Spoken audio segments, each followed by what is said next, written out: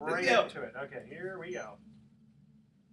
Welcome back to Sports Econ 101. I'm Edward Brown, your host, along with Vern Glenn. What's up, America? Hey, and Bruce McGowan is not here yet, but we do have on the phone John Vella, former All-American offensive tackle, chosen in the second round, and Oakland Raider, played on the Super Bowl 11 champions against the Vikings. He shut them down. John, welcome to the Sports Econ 101. Hello. Thanks for asking me to be on the show. Yeah, John, boy, it's been a long time since I've seen you, John. It's nice to have you on, man.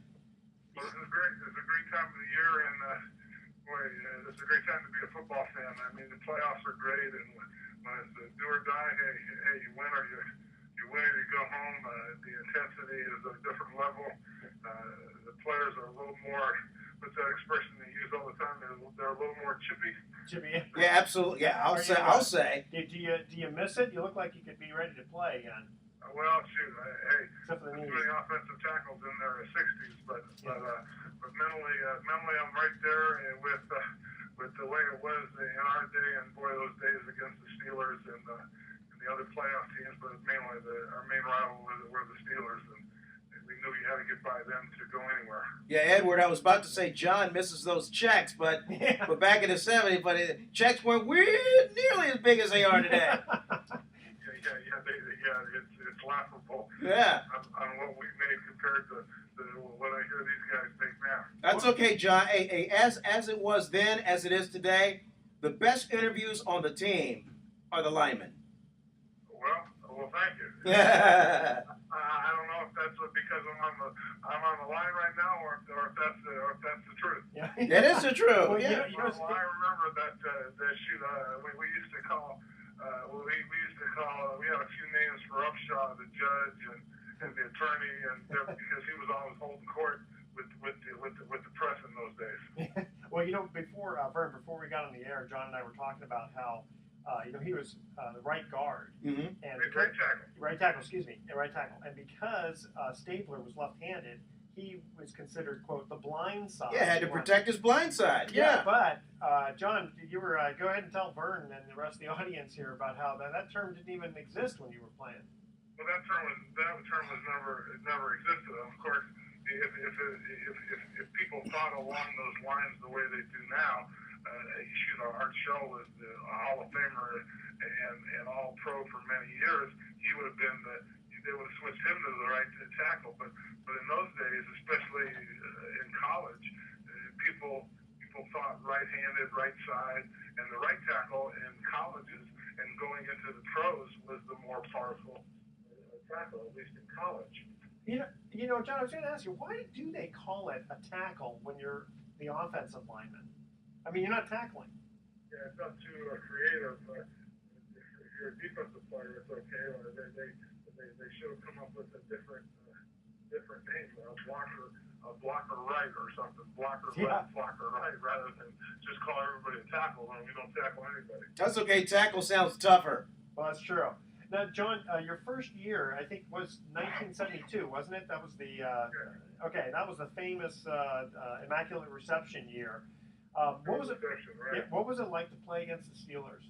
Because there's a picture that you gave me of you taking Joe Green and Jack Lambert on at the same time after a touchdown by the Raiders. Yeah, it wasn't uncommon to get into it with Lambert or one of the other Steelers, but it was most of the time. I remember getting into it with Lambert 3 or 4 times, different games, but he was always the guy to give the extra shove or the extra push, or the picture that you have where it shows me getting into it with Lambert. Clarence Davis scores a touchdown, and Lambert jumps on Clarence after the play's over. I mean, it's a touchdown, and Lambert just jumps on top of Clarence, and I knocked him off. I happened to be right there, and knocked Lambert off, and he came up swinging. And that picture that you have was the result of that. But Lambert was easy. He was an easy one to get into it because he was always doing a little bit extra shove, the extra push, the extra hit after the whistle. How much talking was going on during the course of a game, John? You know what? I didn't talk much at all, and L.C. Greenwood, the guy I played against, didn't talk a lot. So I tell you, our group, our offensive line group wasn't.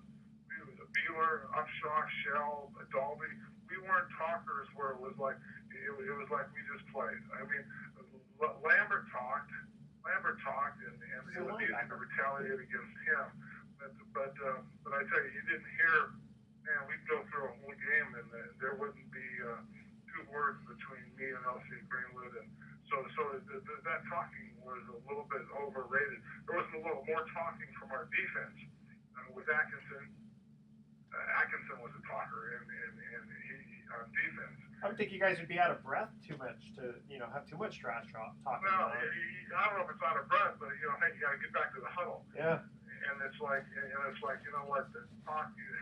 I just look at talk as like that's not going to accomplish much, and boy, if you're intimidated by talk in the NFL, boy, you're in trouble. You shouldn't be out there. Who made the calls along the offensive line? Was it Bueller then? No, it was just Dolby. It was Dolby. Okay. So traditionally, the center makes all the offensive line calls. Right, or he would make not all of them. I mean, if there was a running play to the right and depending on the play, it could be a thing between the guard and tackle assignments, or to let him, or between the tight end. It could be a combo block between the tight end and tackle, and so there'd be communication between the tackle and tight end, and the center would really have nothing to do with that call. What was the audible call by Stale? If you wanted to change the play, I mean, now the big word is Omaha. Yeah. Omaha. What? And I heard on TV how some guy he thought he was so correct saying, "Oh, Omaha." That was probably because it's a 3-syllable word and it's not 3. And I heard that, and I was saying, this guy gets paid. I said, are you kidding me? You know what? It would be colors or numbers, and we would change it up. It wouldn't be the same thing every week. And I would doubt that Manning would be using Omaha this coming week. And another name or another number or color could be the exact same thing. And basically, whether it was whatever it was, we use colors and we use numbers. Now today, sometimes I hear on certain occasions the quarterback just yell, "Kill, kill, kill."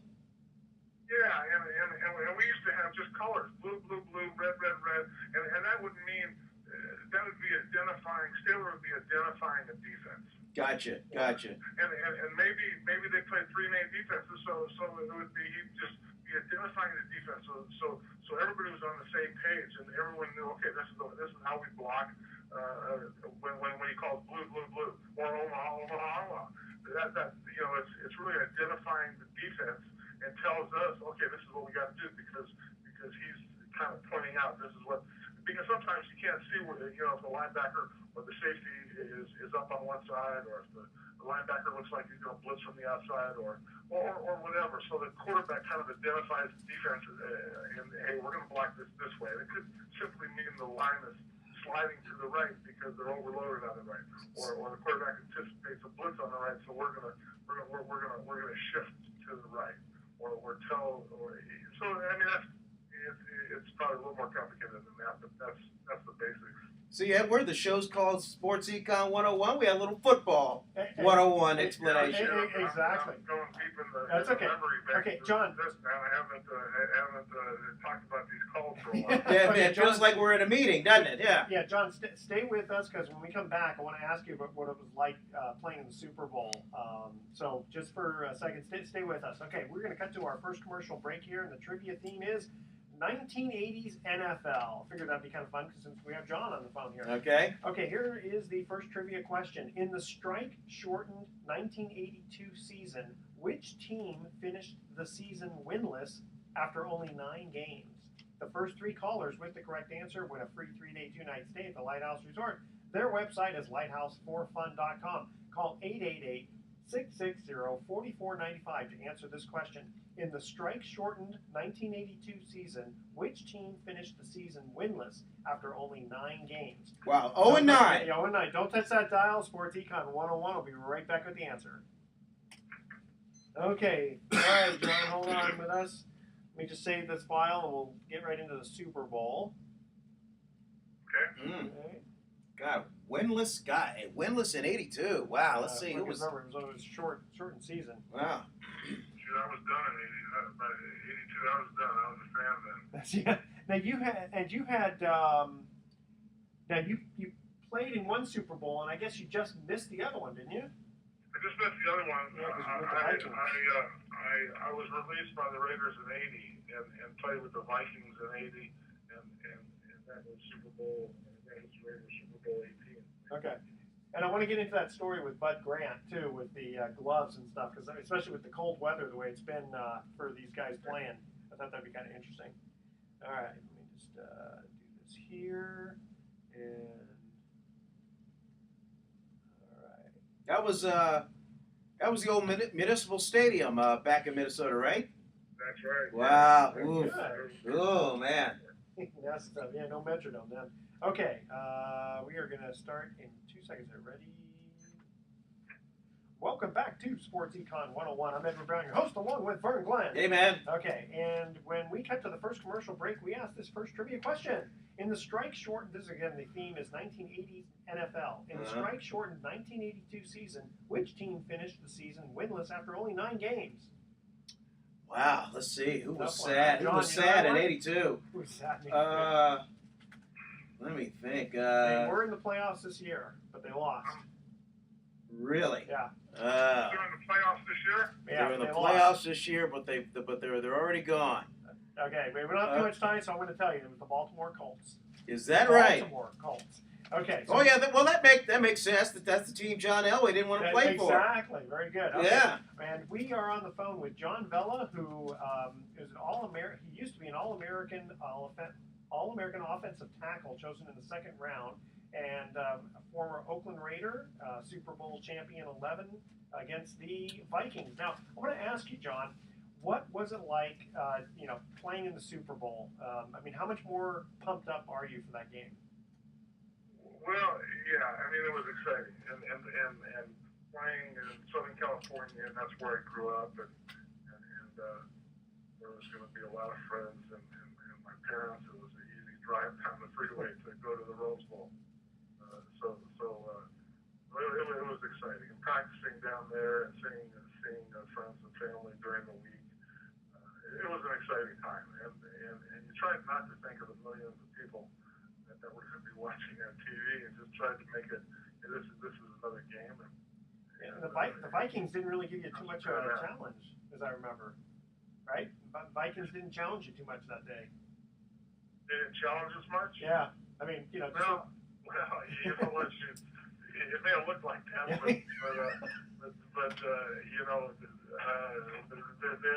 were pretty good. I mean, Alan Page and Carl Eller and. They're still playing. They're front four. It was a pretty good defense, but we held them pretty well and made it look easy. Hey, let me ask you this, John, because it's an issue every year. How do you separate the fact that it's the Super Bowl and you want to get up to it? Because I mean, come on, it's the Super Bowl, from the fact that basically getting the mindset that it's an away game against the Minnesota Vikings in Pasadena. And the question is? Well, basically not getting too overhyped over the fact that, hey, wow, it's the Super Bowl, where maybe the mentality might be, hey, it's a business trip, just like any other away game, only it's a big one. It just happens to be an away game. And there's no home team. Yeah. Right? You don't have to worry about the 12th man. Personally, there was more anxiety, more nervousness, more anxious for 2 games leading up to it, because we had been there before. We were in the playoffs every year. We would lose the first or second game. We were the favorite. We were favored to go.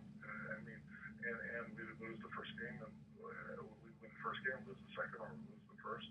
And some of the games were pretty crazy that we lost in the 70s. So honestly, my feeling was a lot more, she was a lot more nervous, a lot more anxious in the first game against New England and the second game against the Steelers. Do you remember? Do you remember if John Madden, gave you a fire and brimstone before you ran out of the tunnel? What was his demeanor like in the locker room before you ran out into the Rose Bowl? You know what? John wasn't big on pep talks. He would state the obvious that you worked hard and do what we practice and compete. And he would state the obvious. He wasn't one with speeches that were new Rocky like screaming and yelling and throwing things around. I mean, he would state really state the obvious, state the basics. It was like, we know that. If we play our capabilities, when we did practice, shoot. But on the other hand, we also knew, hey, the Steelers are pretty good. And these other playoff teams, they put their pants on like we put them on. And this isn't high school or college. I mean, and you recognize that and understood that too. That hey, yeah, we can do what we can do, but they're pretty good too. So that you were, at least I was. I think you had to be very realistic, especially. I mean, you had a real. Shoot. I mean, you playing against the Steelers in the '70s. I mean, they were good. And, yeah. I mean, you're playing against. With 10 or 12 guys that eventually made the Hall of Fame. Yeah. You knew they were good, and you knew that you had to be at your best to beat them. Well, tell you what, hey John, I want to move on if we could. I know that you had you stopped playing for the Raiders, and then you got picked up by the Vikings. And you told me kind of an interesting story about going out in practice with gloves on with Bud Grant. Can you reiterate that story again? That's another larger than life figure, yeah, Bud Grant. Yeah, my first days there, I always wore gloves in practice. I always wore gloves in the game. I'd wear a pad. I'd wear like a padding over my gloves, and then I would take the pad over my gloves. And anyway, so that was a routine. Not because it was cold and open, because that was, I felt more confident in blocking, and you didn't get little nicks.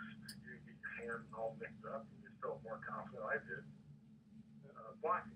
So when I show up and I put the gloves on the first day of practice, it immediately attracted attention in the locker room. And I remember players asking me, "Hey, have you cleared that with Bud?" I said, "Cleared what?" They go, "There's no glove rule here." I said, "Well, it's not cold today. I'm obviously not wearing it because it's cold." I mean, it was September and it wasn't cold yet. It wasn't snow. I said, "I'm not wearing it because it's cold. That's just part of my uniform. I just wear gloves." And so I just went right about it. I put the gloves on just like I was putting on my shoulder pads. Pads over my gloves and taped up my wrist and taped up my pads on my glove. And then when the players were asking, and then sure enough, I go out there with the gloves on, and Bud Grant calls me aside. And he goes, "John, what's with the gloves?" And I said, "Well, it's part of my uniform. This is what I just like to wear my pads." He said, I don't wear them to keep my hands warm. I wear them for protection of my hands and have more confidence in throwing my hands into a guy's face mask or wherever your hands are going to go." And that was the end of that conversation. And he never asked again, and the conversation was never brought up again. Oh, so he let you continue to wear the gloves? Oh yeah, but he kept no glove rule. He never asked me, and guys would give me. And then when the weather turned cold, there was a few guys that felt they had to give me a hard time, saying, "Oh, I'm putting my hand in the snow. I guess Bella doesn't have to." And they'd be letting the coaches and the other players hear it. And I guess Bella's hands aren't cold today, and I guess he puts his hand down and it was just like I ignored it. Or I'd laugh it off, or I'd say, "Yeah, I guess you're right." Well, hey, was Bud one of those? He didn't change the rule. Was Bud? Changed the rule, and he never went back on that first conversation when he heard what I was Well, hey John, I want to ask you: was Bud one of those coaches where it's like doesn't matter if it's 10 degrees outside, there's no heaters? Well, no, that was it. Yeah, no, there were no heaters on the sidelines, and no glove rules. Those were two things. But 1 year I was there, yeah, I mean, we played some cool games. Oh, and there was another thing. That year, it built kind of a big bubble to practice in, AstroTurf, and the big bubble was about a 60-yard AstroTurf field. And players were so fired up about this because they thought, no, when the weather gets cold, we're going to be indoors.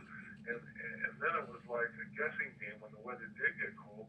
Let's say, no, it's not cold enough, we're outside. And it was like, honestly, the weather, it was kind of a mild winter for Minnesota, and I bet you we didn't practice in that bubble more than 6 or 7 times the whole season because it didn't get cold enough for Mike Grant to think we had to practice indoors. Meanwhile, they built this big bubble, the AstroTurf.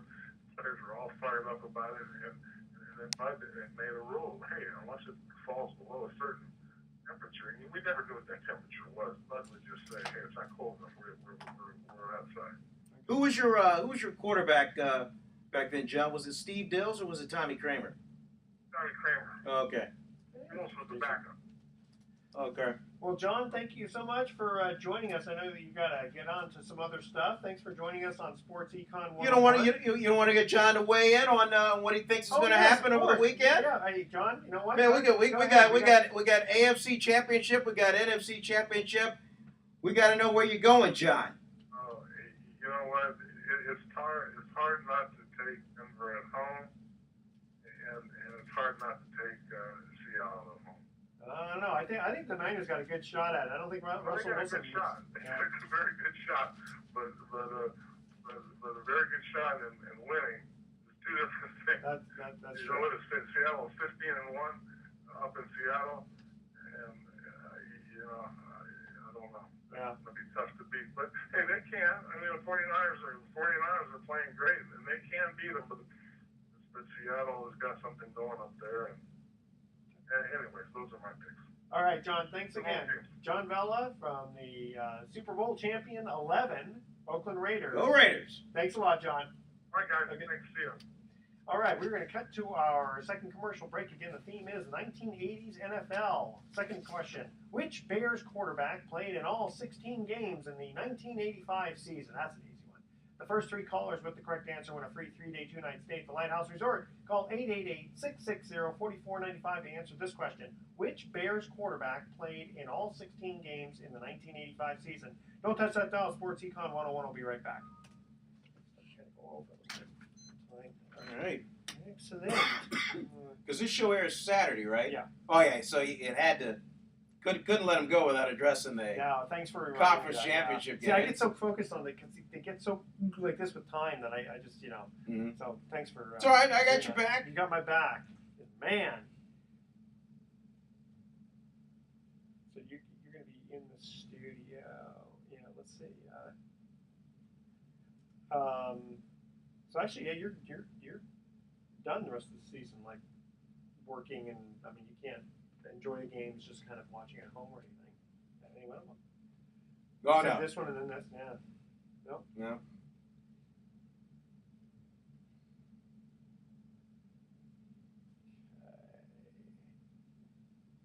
right. I think a lot of these games are going to be dictated by the officiating crew. Nobody talks about that. Oh my But gosh! the officiating crew can make or break you because they're either going to let them play, Yeah. or they're going to call everything. How'd you like Cam Newton going? I mean, it wasn't his fault, but he goes into like this, and they go, oh, helmet to helmet. Oh yeah. Oh, terrible. Yeah. Terrible. But the Niners did a lot of the same things Yes. the Panthers were doing, and they didn't get the call. Oh my gosh! And Anquan Bolden, man, it's like, shut up. You know all this trash talk and stuff. Getting up off the ground and like shoving the other guy's helmet down to the ground and like getting in their face, and then he headbutted a guy and he didn't get called. I know. I definitely saw that. That's what I like about watching it at home, no wind interruptions. I can really kind of get into it. Okay, you ready? There we go. Also in that Welcome back to Sports Econ 101. I'm Edward Brown, your host, along with Vern Glenn. All right. Okay, Bruce couldn't make it today. He was out surfing, that rascal. And thank you again, John Vella, for joining us on the phone. Okay, second commercial break trivia question. 1980s football is the theme. Which Chicago Bears quarterback played in all 16 games in the 1985 season? Vern. I'm going Jim McMahon. You're wrong. Trick question. I told you it was easy. Steve Fuller. Steve Fuller, number Fuller. 4. I was surprised. Well, I know. And then, wait a minute, Harbaugh was number 4, I guess, afterward. Yeah. Isn't Wow. I was really surprised at that one. I got that one wrong, too. Wow. Isn't that amazing? That threw me off. I'm sorry. I shouldn't trick you like that. No, that's okay. That's okay. All right. I got to respect that. Okay, so just a couple of interesting things here. Justin Tucker, the kicker for the Ravens, talked about how some people are wanting to move the goalposts tighter to make field goals more difficult. And he says his suggestion is, well, how about receivers not wearing gloves? Now, remember a long time ago you had Lester Hayes with the stickum? Yep. Yeah. They finally outruled the that. stickum. But then they came out with gloves, which I think that's fine.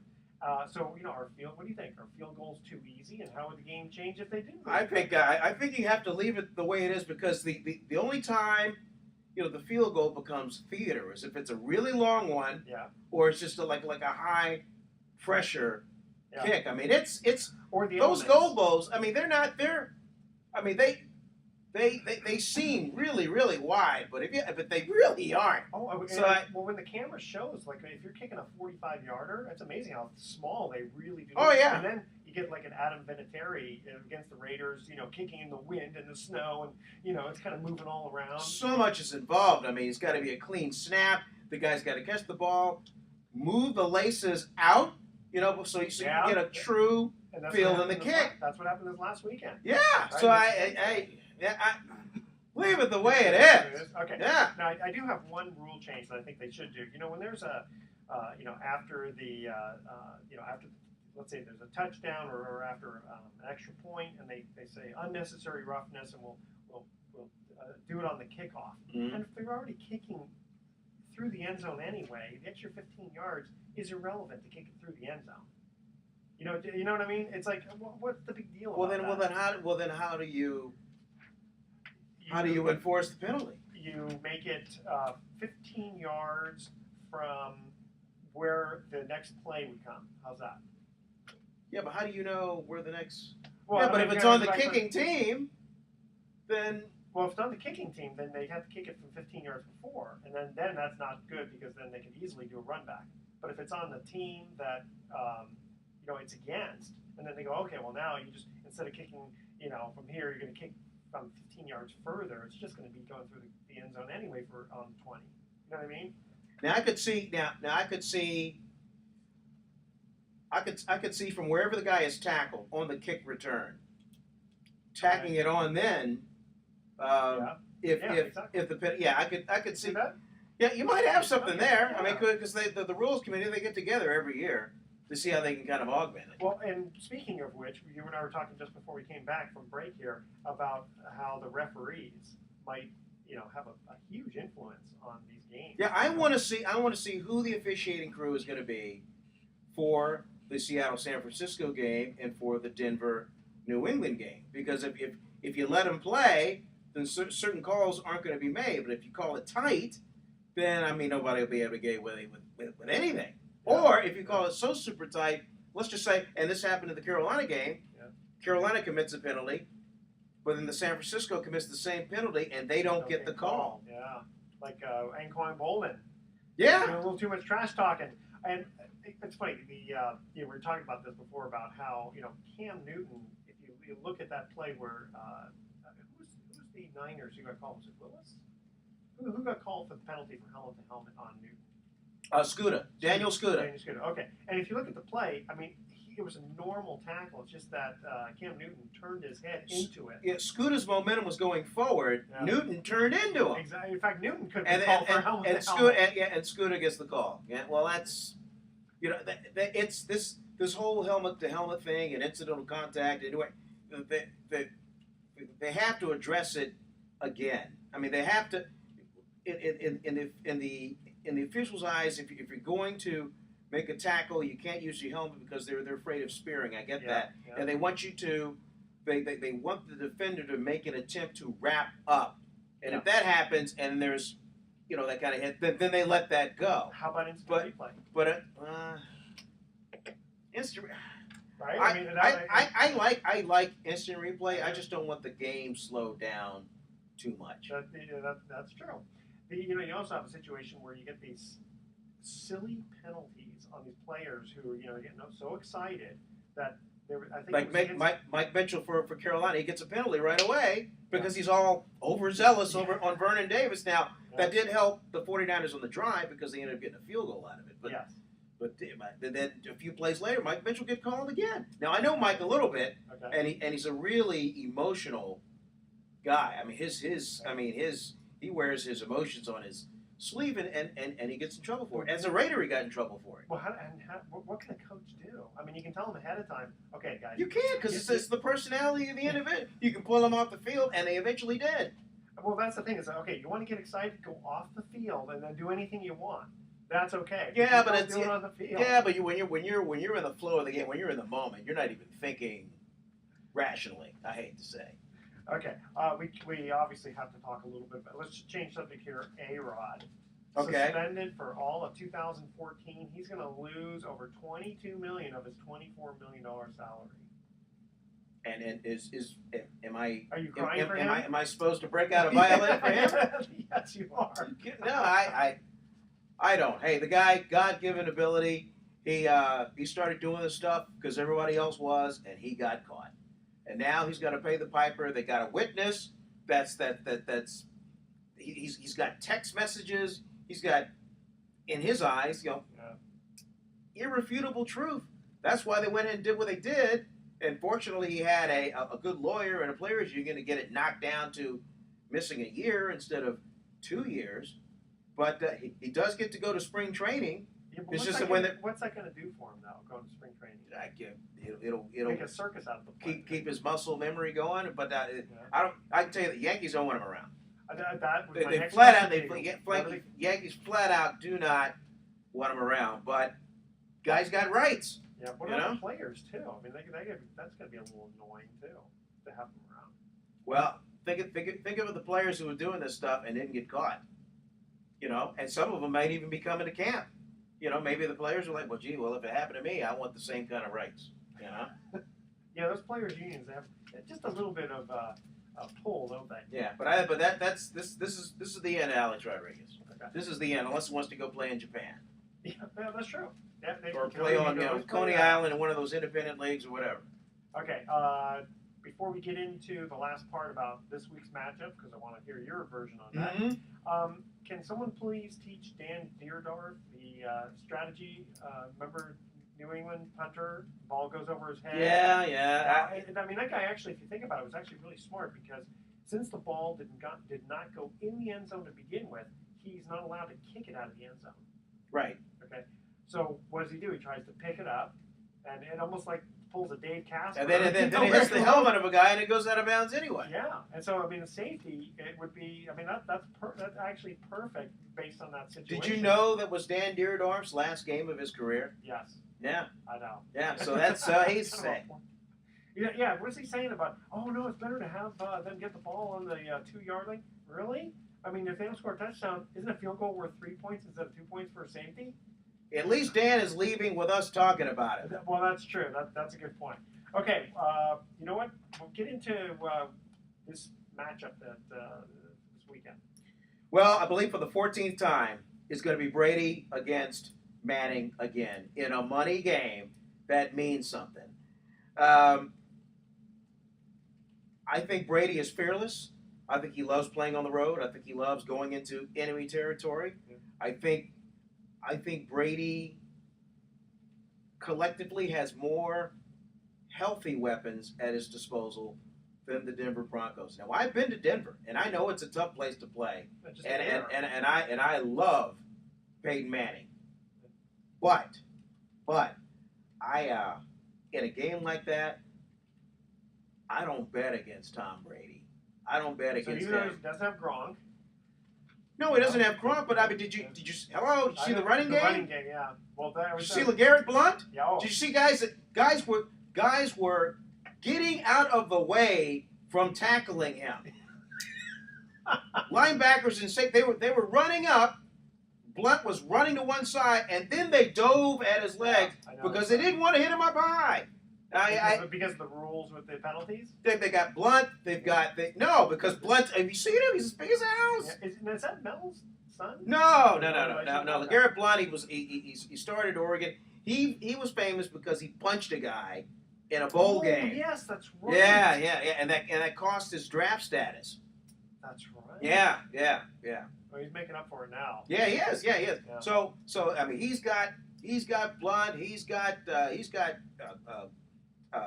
Shane Vereen. He's got these nondescript running backs which won the game. You believe Tom Brady did not throw a touchdown pass? I know. In the game last week. That was amazing.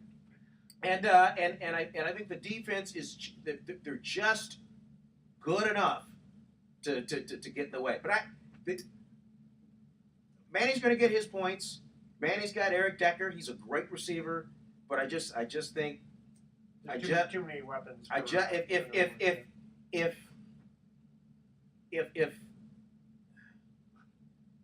well, and it's funny, tough. It's not really Peyton versus Brady, but it is. But exactly. I mean, as much as I'd love to see Manning right off into the sunset, and not to make Do you folks. think this is his last year? No, Okay. but I think it may be his last crack at a Super Bowl.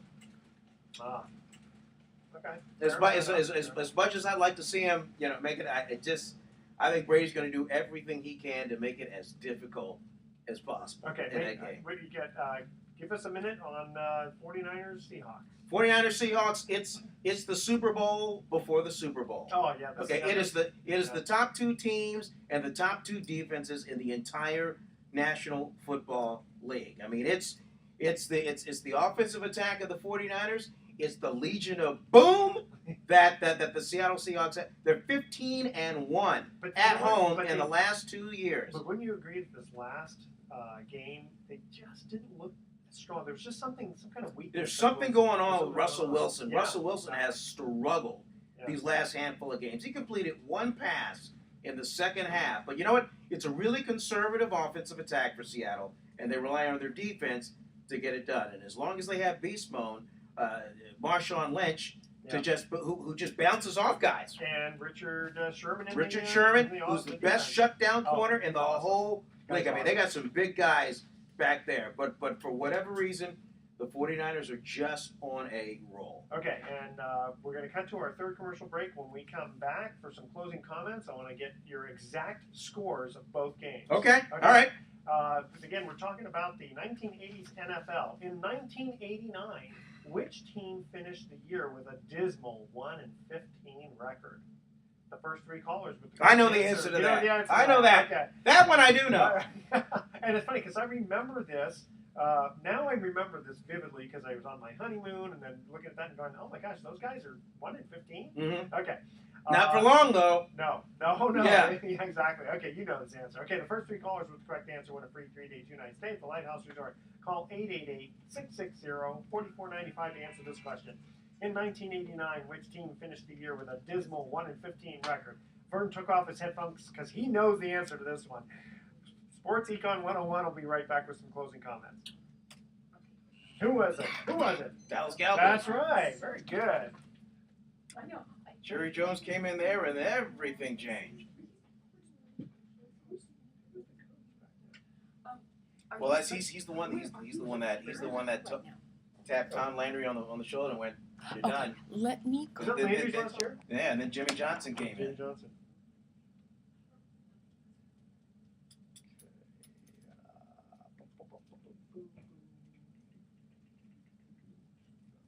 Yeah? That's failing. They're good. Yeah, they're good. Yeah, we're about to hit another big swim weekend.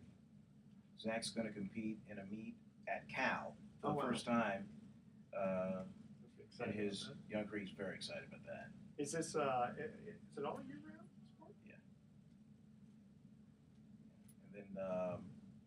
high school season will start Fun. in the next few weeks for him. And the other boys, do they? They're not into Nikki? swimming Oh that yeah. much. Oh, But the brothers Nikki. swim? Nikki's the top 9-year-old swimmer in the region. California, Oregon, Nevada. Yeah. Oh, that's awesome. Yeah. Yeah. Nikki's a big MF in the swim game. What is it? What's his? 50 free, Okay. 50 breast. He's a big time sprinter. Excellent. Well, freestyle. That's the main one. Yeah. Does yeah. All right, let's finish up here. Welcome back to Sports Econ 101. I'm Edward Brown, your host, along with Vern Glenn. Yeah, very hype. Omaha. Okay, 1989. Which team finished? This is a trivia question. Again, the theme is 1980s NFL. Which 1989 team finished with the dismal 1-15-year record? That would be your Dallas Cowboys. The Dallas Cowboys. How about them Cowboys? Yeah. Not that year. Okay, so Vern, we want to get from you the exact scores of both games. Okay. AFC Championship game. I'm gonna go New England. I'm gonna go Give us a score. New England. I'm gonna go 31-27. Okay, write that number 31-27. down. New England. New Okay. England advances to the Super Bowl Yeah. against, and I'm gonna go 49ers, knocking off Seattle, and I'm gonna go. Give us a number. 23-19. You know, it's close. Very close. I was going to say Niners 21-20, but I think I'm gonna. It's gonna be really close. I'm gonna go. I think New England is gonna go make it in, but I'm gonna go with Denver just for the heck of it. 30-27. Okay, thoughts for the day. Wait, what about San Francisco, Seattle? I already said 21-20. It's gonna be. Oh, 21-20. Gotcha. Not gonna get in there. Okay. Thoughts for the day. The breakfast of champions is not cereal; it's the opposition. And losers quit when they're tired. Winners quit when they've won. Good philosophy. Okay, tune in next week to Sports Econ 101. We're going to be discussing sports topics from a business perspective and giving away vacations for answering sports trivia questions. Thank you, Vern, for joining me once again in the studio. And audience, thanks for listening. On behalf of our team, I'm your host, Edward Brown. We'll see you next week. Good night, America. So long. All right.